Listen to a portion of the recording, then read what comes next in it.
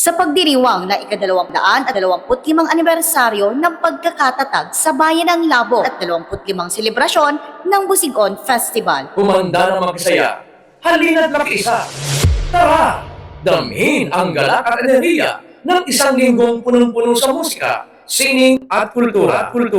Narito ang kaabang-abang ng mga aktibidad.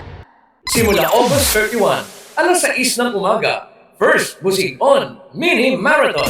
Alas 8 ng umaga hanggang alas 5 ng hapon, Pasyal Turismo at Mount Magakay. September 1, alas 6 ng umaga, Thanksgiving Mass at St. John the Apostle Parish.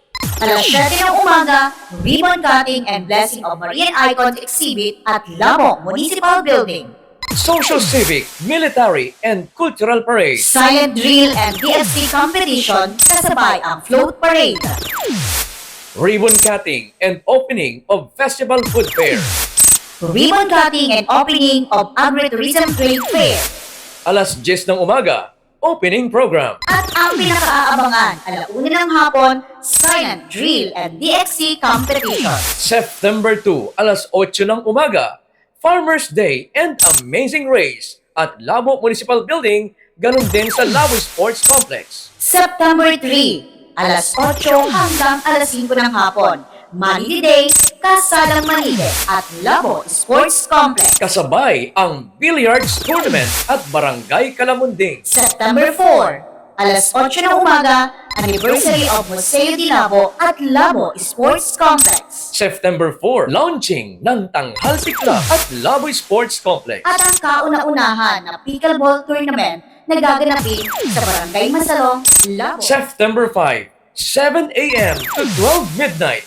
Toda Day and Search for Binibining Chuper 2025. September 6, alas 7 ng umaga hanggang alas 3 ng hapon, ang Jobs Fair na gaganapin sa JNF Mall at ang Grand Street Dancing Competition at Labo Sports Complex. September 7, 7 a.m.